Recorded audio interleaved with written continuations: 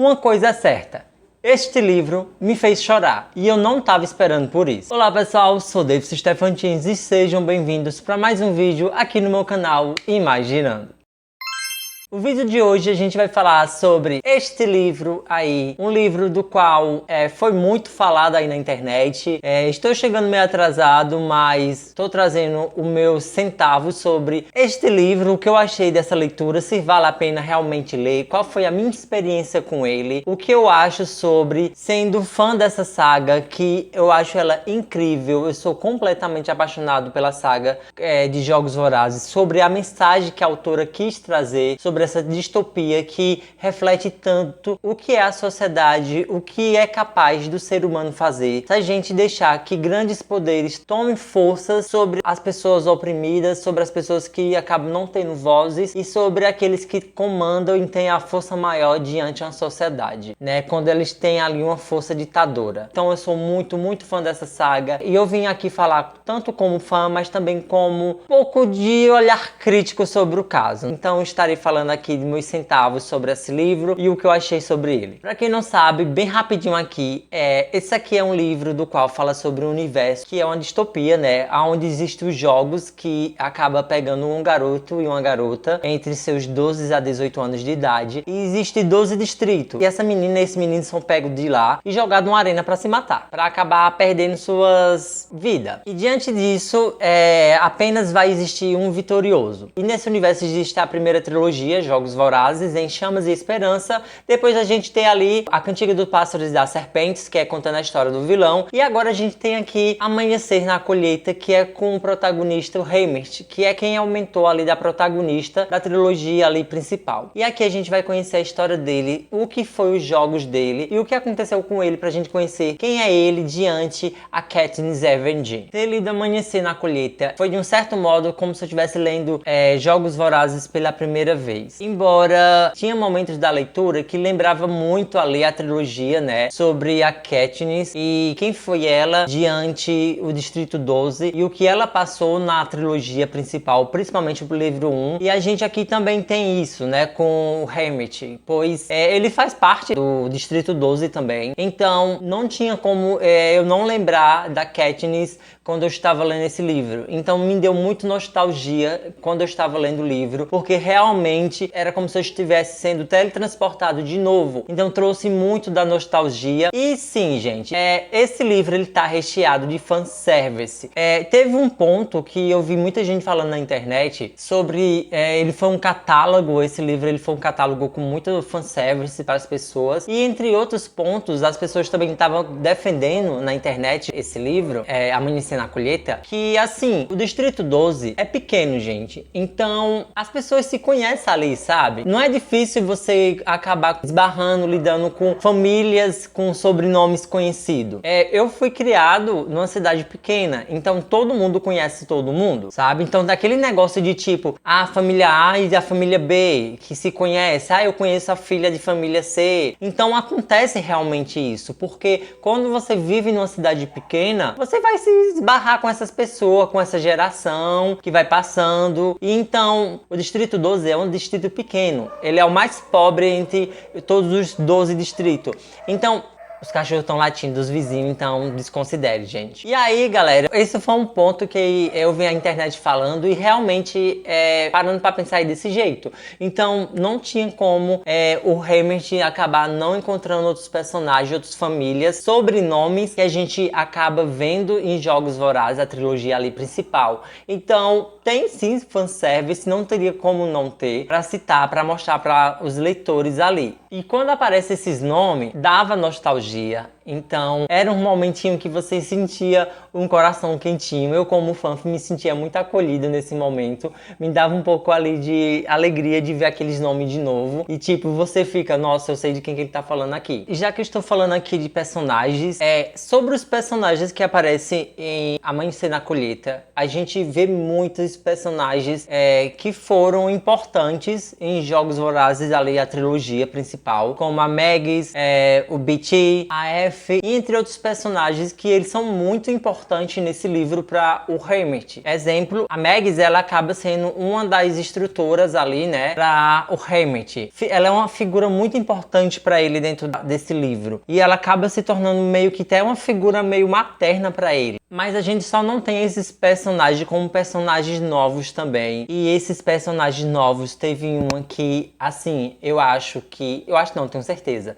Ela se tornou uma das minhas personagens predileta dentro de toda a saga de Jogos Vorazes. E eu estou falando da Maisie. Essa personagem, ela é aquele tipo de personagem que chega irritando, sabe? Ela é muito chata no começo, o Haymitch não gosta dela de jeito nenhum. Ela é também do Distrito 12 e vai junto com ele e mais uma menina e outro garoto, né, que também são do Distrito 12. E eles vão junto com o Haymitch para esses Jogos Vorazes, competir ali para sobreviver, apenas um deles nesses jogos. E essa personagem, a Maisie, ela é muito irritante no começo, sendo que com o passar do decorrer do livro, a leitura, ela começa a fazer com que você se apegue a ela. Ela é muito incrível. Ela é uma personagem que também vai se aproximando do Haymitch e os dois começam a ter um desenvolvimento muito bom, uma aproximação muito grande, do qual ele chega a se tratar como irmão. É muito, muito incrível. Ela é uma personagem extraordinária, da qual ela não tem medo. Ela não tem medo de maneira alguma da capital e ela enfrenta mesmo, sabe? Ela é um personagem que brilha, que faz com que o Haymitch também possa ganhar força e coragem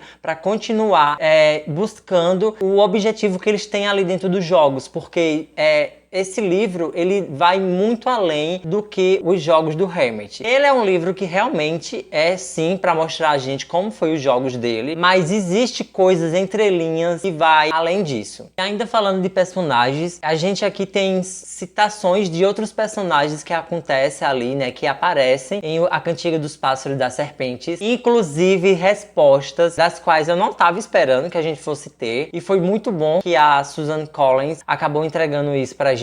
Pontos que ficaram dúvidas foram respondidas. Algumas coisas até eu fiquei assim, eu não acredito que isso tá acontecendo aqui nesse livro. Eu fiquei muito surpreso sobre algumas coisas. O que acontece? Amanhece na Colheita tem alguns pontos que faz... Como é que eu posso explicar isso?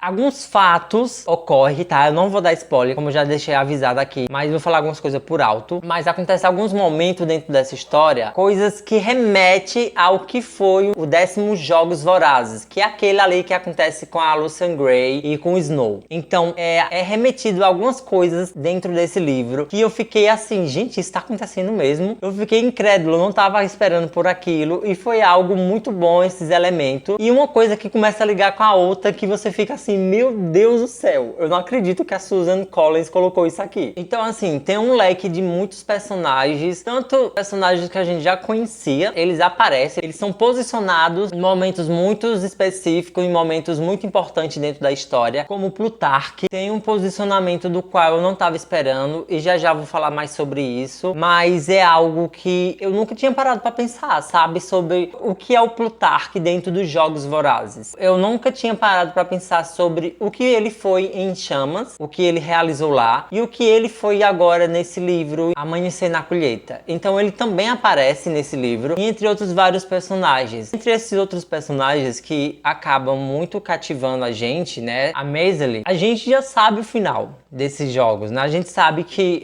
o Haymitch, ele vai ser o grande vencedor. Tem esses outros personagens que o fim deles nós já sabemos. Então é muito doloroso, porque embora a gente quer que todo mundo ali se dê bem, consiga escapar daquele lugar de algum jeito, mas a gente sabe que só vai ter um vencedor dentro dessa história. E eu ficava muito triste por saber disso, porque realmente eu ficava torcendo, tendo um pouquinho de esperança, mas a gente já sabe qual era o fim. Antes da gente prosseguir para o próximo ponto que eu quero falar sobre o livro, gostaria que você deixasse o like aí de vocês, tá? Isso é muito importante aqui pro canal e eu estarei muito grato se vocês fizerem isso. Alguns pontos que eu não gostei do livro, que eu gostaria de estar falando aqui agora, é que eu achei assim, meio monótono a história. Tinha alguns momentos dentro da história que eu achei muito repetitivo. E um desses era sobre os pensamentos do Haymitch. Porque o livro ele é contado, ele é narrado em primeira pessoa, então no ponto de vista dele. E o Haymitch pensava muito na amada dele, né? A menina que ele era super apaixonado por ela, que é a Lenore Dove. Gente, meu Deus do céu, ele toda hora tava pensando nessa menina. E assim, eu comecei a ficar com meio, não raiva dela, mas Tá, ok, eu sei, você tá apaixonado por ela, mas, meu amor, você tá aqui agora no jogo, você tem que acordar pra vida, você tem que tentar sobreviver aqui dentro pra depois sair e encontrar ela. E aí, gente, ele pensava muito nela e ficava, ela tá lá, ó, minha amada, minha amada. Sabe, uma coisa meio Romeu e Julieta, teatral, bem teatral mesmo. Ah, não. Então isso foi um ponto bem negativo no livro que eu não gostava quando ele tava pensando nela. Outra coisa que eu já venho notando, não agora desse livro, mas sim do último livro lançado da saga aí, que é A Cantiga dos Pássaros e das Serpentes, que é as cantorias, né? As músicas, os poemas. Então, naquele livro eu até meio que entendia, tá? Mas nesse eu não compreendi tanto por conta que tinha que ter tanta música, tinha que ter tanto poema pra esse livro, gente. Todo capítulo era 4 páginas. Tome aqui um poema. E eu ficava, meu Deus, pra que isso, gente? Do nada o menino tava cantando. Ai, não, sério. Aí essas coisas me irritavam, porque era muito entediante. Então, foi outro ponto que eu não gostei nesse livro. Eu achei muito desnecessário. Algumas coisas eu compreendia, algumas letras, né? Eu achava que realmente chegava no momento certo. Essa música que ele trazia ali dentro da história que ele estava cantando, ou então essa poesia, que era uma forma que ele tinha para se manifestar diante aquela revolução que ele estava vivendo, né? Aquela revolta que ele estava sentindo contra a capital que estava lhe obrigando a ter que viver aqueles jogos que não é nem um pouco justo, não existe nada que justifique pegar esses adolescentes e jogar na arena para duelar. Então, tinha momentos que eu realmente compreendia, mas tinha outras horas que eu ficava, meu amor, não, sabe? Não, por favor. Então, assim, era bem chatinho esses momentos. Outra coisa também que aconteceu dentro do livro, que eu fiquei assim, Suzanne Collins, mulher, poderia ser diferente, sabe? Porque, é um garoto do Distrito 12, ok, eu entendo isso. É onde são pessoas que moram, que sofrem mais com a falta da humanidade, do amor ao próximo que o Snow tem. Mas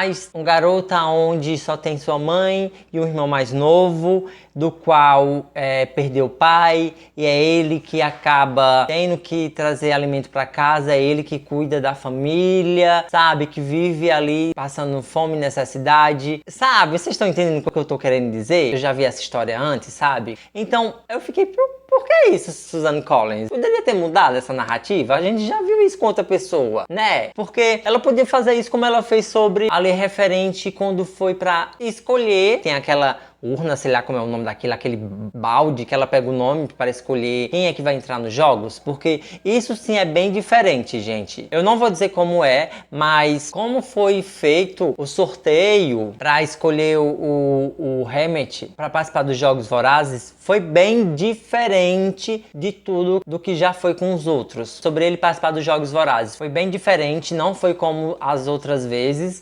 E aí ela teve essa criatividade sobre a escolha dele, como foi que ele foi escolhido para participar dos Jogos Vorazes. Ela teve essa criatividade, eu acho que ela poderia ter utilizado isso também, né, um pouquinho de criatividade, para dar um enredo sobre como é ele, sua família, esse tipo de coisa. Mas não, ela acabou entregando para ele o que a gente já viu com outro personagem. Era pra gente ter empatia por ele? A gente pode ter empatia com ele, pena dele, de outra maneira que não fosse parecido com outro tipo de história que a gente já conhecemos. Como eu tinha falado pra vocês, né, sobre o Plutarque, a aparição dele nesse livro, Amanhecer na Colheita, é muito parecida, ou quer dizer, é o que acontece sobre o que foi em Chamas. Embora isso é repetitivo, gente, isso já é um ponto positivo, porque eu nunca tinha parado pra pensar que uma revolução, uma rebelião contra um governo que aplica uma ditadura, uma rebelião, ela não é criada assim do dia pra noite. Vamos se tornar rebeldes e quebrar esse regime que estão colocando contra a gente. Isso não é causado do dia pela noite, como a gente vê ali com a história, a trilogia. Embora foi 3 livros, né, que aconteceu aquilo ali, não é bem assim, tá?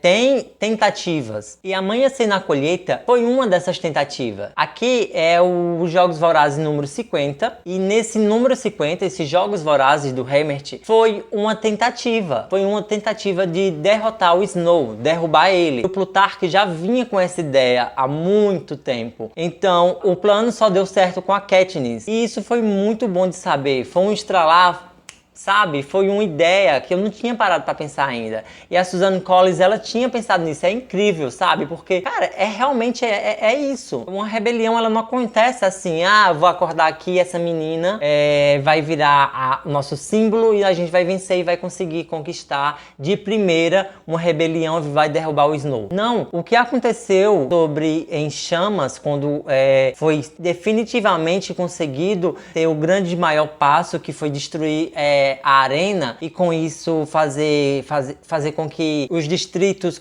ganhassem força e esperança para se virar contra o Snow, foi um grande passo depois de várias derrotas. E esse livro, ele foi uma derrota de uma tentativa de derrotar o Snow. Então, Amanhecer na Colheita, ele é um livro do qual foi como se fosse um 0.5 de Em Chamas, sabe? Mas meio que deu errado, entre aspas, pois ele foi mais uma tentativa para tentar mostrar o que funciona ou não. Então foi um ponto que eu achei muito incrível nesse livro, foi algo que eu gostei muito e a gente daí por diante já tem uma ideia que o Plutarque, ele vai tentar outras vezes tentar fazer com que ele consiga destruir e derrotar o Snow, até que ele chega na Katniss nos jogos do 75 e é ali que ele consegue realmente quebrar os jogos e fazer com que dali por diante faça com que ele derrote por definitivamente o Snow. E esse é um dos pontos muito mais positivos que eu achei nesse livro aqui dos Jogos Vorazes, que é, no caso aqui, Amanhecer na Colheita. Uma coisa que quando eu estava lendo esse livro, né, eu pensava muito era como foi que o Hammett chegou a ser aquele cara alcoólatra que era desleixado, que não tava nem aí pra Katniss e o Peter quando ele encontrou eles ali no trem, né, na primeira vez que a gente já conhece essa história em Jogos Vorazes, o primeiro livro.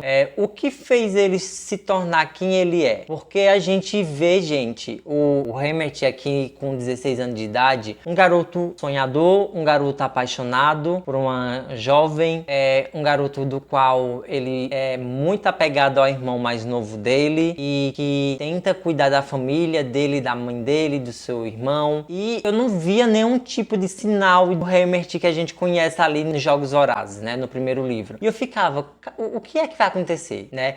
Tá, eu sei, ia ter os jogos que traumatiza muito, A gente vê a Katniss saindo dos jogos, mas o amor dela ainda continua muito forte pela Prim, né, também com a mãe dela, embora ela não é tão próxima assim da mãe dela, mas outras pessoas. E o Hammett não. E eu queria saber o que era. E então, esse livro, durante o percurso que eu tava lendo ele, era um dos pontos que eu queria saber o que é que ia traumatizar esse menino. Eu tinha esquecido também muita coisa do que eu tinha lido ali em Chamas, né? Minha amiga foi que me lembrou mais um pouco que ela tinha relido Em Chamas e foi que ela me lembrou. E eu, tá bom, mas vamos ver o que é realmente, o que foi que tudo aconteceu com detalhe. E aí esse foi um ponto muito bom, porque o que acontece? Embora a gente já tinha conhecido a história do Hammett lá em Chamas, a gente não conhecia o Hammett completamente, né? A gente não vê tudo o que foi os Jogos Vorazes dele. E os Jogos Vorazes do Hammett aqui nesse livro tem uma coisa que eu observei muito sobre ele, porque assim, a arena, ela é muito bonita, ela parece uma paisagem de você fazer um lindo piquenique, de um céu ensolarado, com muitas flores, um campo muito lindo, é algo muito bonito o cenário onde vai se tornar esse banho de sangue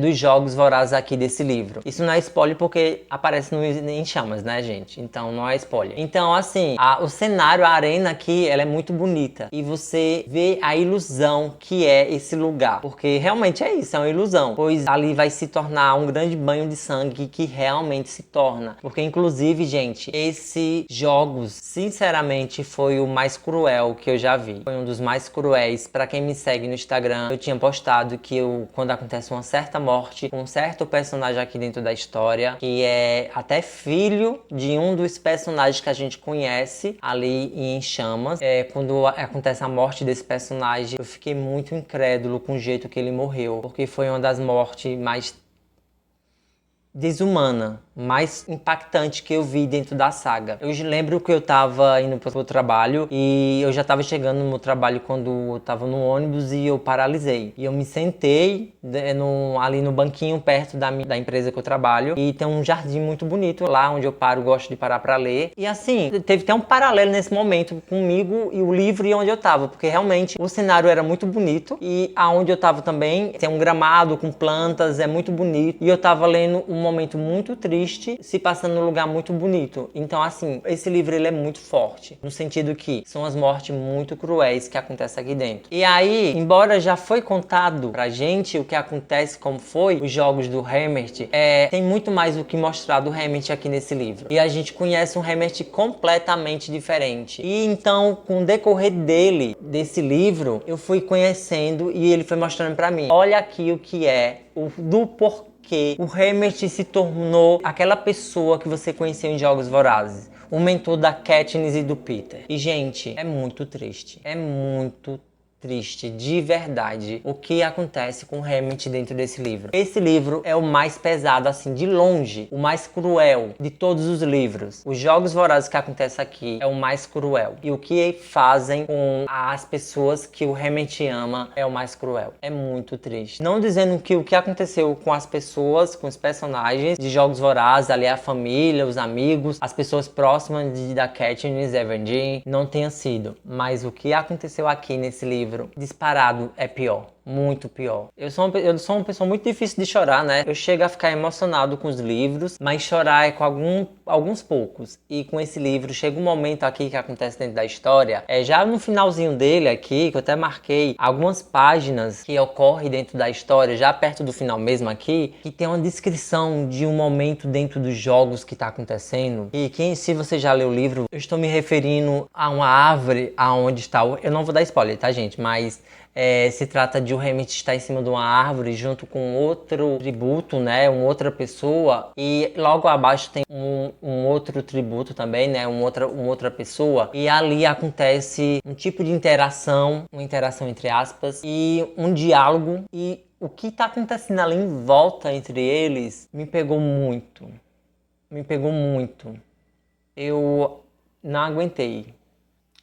E eu acabei chorando bastante, até falei com minha amiga, ela até se admirou, porque eu chorando com o livro é muito difícil, mas realmente foi um momento tão assim triste, tão tenso, porque o significado que estava acontecendo ali, eu chorei sobre o significado do que acontecia naquele momento. Eu consegui fisgar e entender o que a Suzanne Collins que estava querendo dizer naquele momento. Então eu fiquei muito emocionado, eu tive que fechar o livro, fiquei deitado, chorando, tipo, soluçando mesmo, gente. Eu chorei muito nesse momento, porque Jogos Vorazes, eu vejo muitas pessoas falando assim, que a gente tem que ter cuidado com os Jogos Vorazes, sobre ler ele e assistir, porque as pessoas estão acabando se tornando a capital, querendo se apreciar de como é que eles vão morrer, apreciando a morte dessas pessoas. E Jogos Vorazes não é pra ser isso. Jogos Vorazes é pra ser uma crítica sobre como a capital e as pessoas que têm um poder pode fazer com que as pessoas fracas, né, as pessoas que não têm vozes, sejam oprimidas e acabem sofrendo com isso. E assim, isso é real. Muita gente gosta de Jogos Vorazes por isso, por conta da violência, da morte. E não pode ser assim, tá? É muito errado ter esse tipo de ponto de vista. A gente tem que pegar os Jogos Vorazes e ver e não querer que aquilo aconteça, porque, tá, eu sei, nós não temos um reality show onde a gente pega adolescente e joga numa arena e eles tentando acabar com a vida um do outro. Mas Jogos Vorazes acontecem no dia a dia, onde existe a fome, onde a desigualdade social é imensa e que a gente não pode deixar que isso aconteça. E assim, eu vou já chegar lá também. Esse livro aqui fala muito sobre a fake news, sobre a pintura daquilo que a mídia conta. E eu vou falar já sobre isso, e assim, é um dos pontos mais principais dentro desse livro, o que a mídia vai te falar. E a gente tá vendo essa era muito sobre isso. A gente vê aí vídeos de pessoas da política contando mentira e as pessoas estão acreditando. Milhões e milhões de visualizações sobre mentiras, e aí agora a gente vê conflitos grandes acontecendo na internet. E infelizmente tem muitas pessoas acreditando acreditando nisso. E então esse livro, como eu tava falando pra vocês, foi o livro que eu mais sofri da saga. Ele é muito pesado em sentido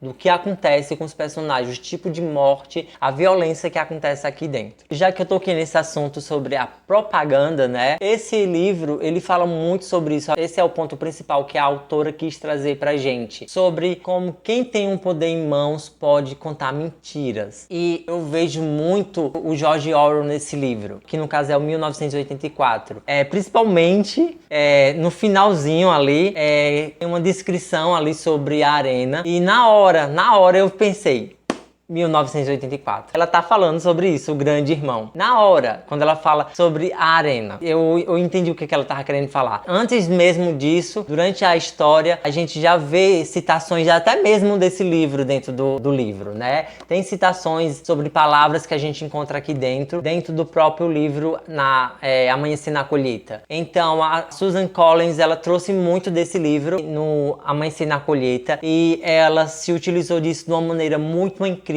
E foi muito bom ver como o Herbert conseguiu fisgar disso, como a capital, o Snow se utiliza desse meio de comunicação para fazer com que as pessoas acreditem nele. E ele começou também a batalhar dessa maneira, para tentar impedir que as pessoas acreditassem nele 100%, de um modo que ele conseguisse confrontar ele. Mas claro que o Herbert era muito pequenininho para enfrentar o tamanho do Snow, mas mesmo assim ele foi, até porque o Plutarque estava dando força para ele entre outras pessoas. E como eu falei, né, a gente tá vendo aí muito disso. A mídia tá cada vez mais mentindo. A gente vê políticos trazendo vídeos na internet, trazendo mentiras, grandes fake news e as pessoas acreditando. Cara, como Jogos Vorazes conversa cada vez mais com a sociedade. Jogos Vorazes, ele vive, a gente vive Jogos Vorazes cada dia. Então, assim, é impossível, sabe? A gente vive em Jogos Vorazes, a gente não tem uma arena com pessoas se gladiando, mas a gente tá lutando diariamente com outros pontos que acontecem dentro dessa saga que, assim, é extraordinariamente imensa. Tanto é referente à mensagem que ela quer falar, né? Que eu acho que é um dos pontos disparado maior dentro da história, como também como